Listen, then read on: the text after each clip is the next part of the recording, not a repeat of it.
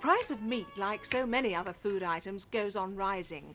One of the great basic recipes in many homes, I know it is in mine, is mince. It's cheaper than most other meat and can provide a very tasty and appetising meal. Well, Mary Berry, hello Mary, is devoting her time to that today on Good Afternoon, and I think Mary will start at the beginning and ask you what you should look for when you go out to buy your mince. Quality. When you look at mince in the shop, it should look red. It shouldn't look dark brown, and it shouldn't have large flecks of white fat.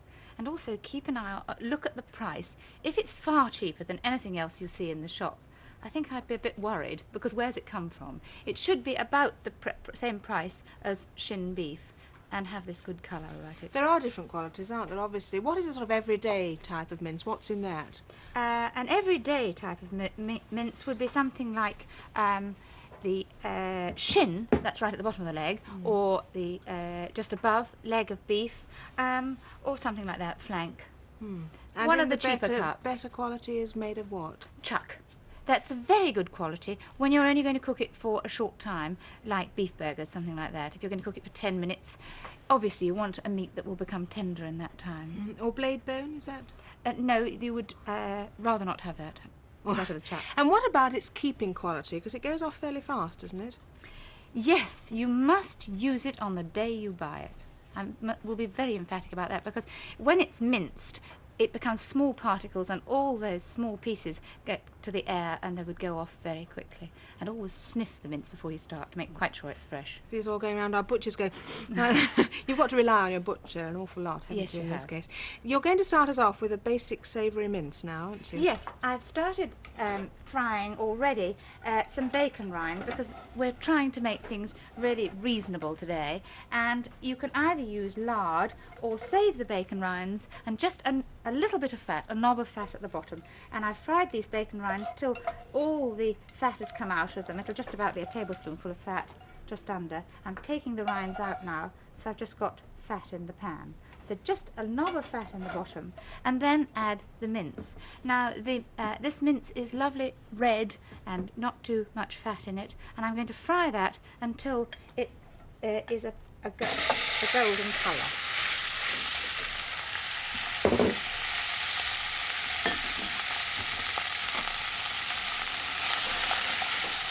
That doesn't take very long, does it? No, and it's really like if you're doing a roast, you seal the meat, and that's exactly what I'm doing now.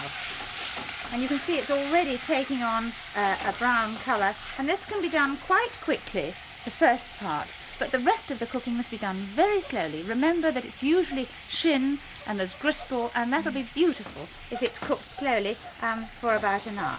So there we are, that's beginning to brown. Let's pretend that it's browned quite a bit, and I can add the other ingredients. First of all, a whole onion, and I've cut it in half, and I'll just slice it across the grain. There we are, and then down, and then into small pieces. 1 onion is enough for a pound of mince. There we are.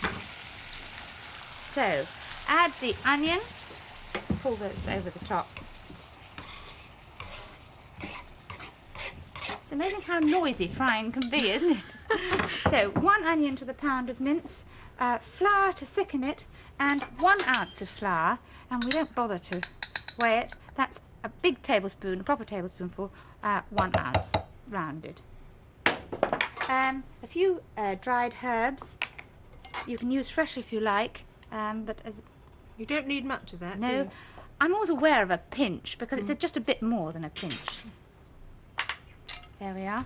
I'm going to return that to the heat just for a second. Stir the flour in and cook it for a moment. There we are.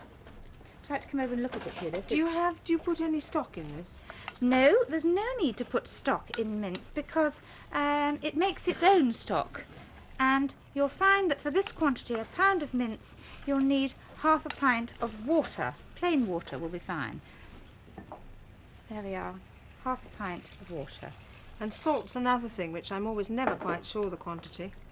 I either make it too salty or not enough. Well, salt is important, and I'll put this here. There we are. And salt is 1 teaspoonful to a pound of meat. So I've got my salt box here. Your famous salt box.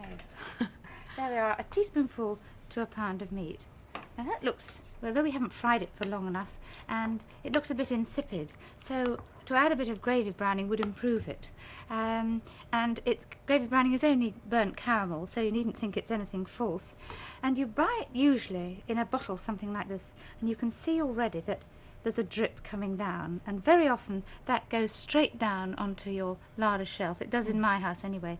And as you put it down on the table, you get a big ring usually. And so I've transferred mine into one of these bottles that you have children's icings for something like jelly or ice cream. When we'd finished it, I kept the bottle, and this is a way of not letting drips about, so you can just add colouring. That was lucky, wasn't it? Also, you can get it at hairdressers when I think they use it for lacquer or something, don't they? There we are, and that gives a nice colour, and it's a much more convenient way of carrying it, and it doesn't spill. Now that's a nice colour. Now it nearly needs to go back on the stove just to be brought to the boil so that it's nice and thick, so I'll leave it. And that then cooks for about an hour? About an hour, until it's beautifully tender. Don't try and do it quicker because it won't have good results. And we could make this into a cottage pie. Yes, no, I've never known the difference between cottage and shepherd's pie. I've always called my things shepherd's pies, but I find that's done with lamb, and strictly because this is beef, it's called cottage pie. That's quite correct. Nothing to do with the regional difference or anything. Yes, last summer we were on holiday, and I was saying, oh, good, shepherd's pie at the farm we were staying. She said, absolute rubbish, it's cottage pie. And she was quite correct. So in this 2-pint meat dish, I've got a pound of mince made just in the same way as we've done, cooked. And I'm going to top that with mashed potato. And I've already mashed the potato. And a pound is just about right. Now don't go adding milk, because it doesn't really, if you add milk it'll go soft and go in with the mince. When this is nice and hot it's just beautifully runny, and the combination is right. So this is potato and salted potatoes mashed with a little bit of the water left in with the potato, and I'm going to put knobs of butter on the top. Have you actually had any butter when you've mashed it through? No, I haven't in fact, but Not at I all. will put a little bit of black pepper. Here we go, I'm starting again using my black pepper, but it really does have a good flavour. And then I'm going to add, to be different, a clove of garlic. After all, one has garlic bread frequently. Do you find children like garlic? Well, I do, because they've been brought up to it, but I know that sometimes people don't want to give garlic to children, and therefore you could add grated cheese. Now I've got some grated cheese right there, and that would make it extra nutritious. And it's at this stage you put the grated cheese in if you'd rather yes, have that's that. right, and you could put grated cheese on top if you wanted to. There we are. Now you may be wondering why it's quite firm underneath. It's because I've been let it get cool before putting the potato. It means that it's that much more easy to handle if you just let the mince get cold. There we are. Spread the potato over the top. Now I'm going to do what most people, I think, would just at this stage get the L-fork out and whiz it over the top. Don't say it like that. That's always what I do. Well, let me show you a quicker, I think a quicker way that looks nice. Take a round-bladed knife, the type that you would use for buttering bread, and just go over the top, pressing down lightly at inch intervals, and you get really nice pattern. It's very much more professional, I think, isn't it, that way? Yes, and it's something I do too on the top of Victoria sandwiches, when you perhaps put a bit of butter icing on top. Better than a fork, and I can't be bothered to get out a piping bag. I just whip over with this. I think people think I've got a machine for doing it, but it's very easy. It's rather like when you're fluting a pie dish, you know, you're pinching and squeezing, and that makes just the difference.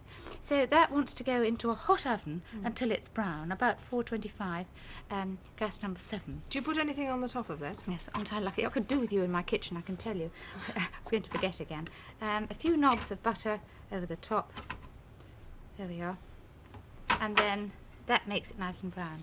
And I've got one in the oven, so let's have a look at That's what's smelling so delicious, I think, actually. It's pervading the atmosphere very well. There we are.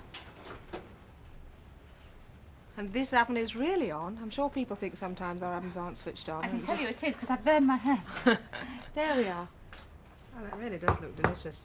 Doesn't it? Yes. And you want to You can make this pie, say, the day before you're going to eat it, and not put it in the oven with and put the butter on top. But you can make it the day before and keep it in a refrigerator. But you must cool it quickly. The thing is not to leave it about sort of lukewarm, because that's when the danger starts. Good. Well, Mary, thanks very much. And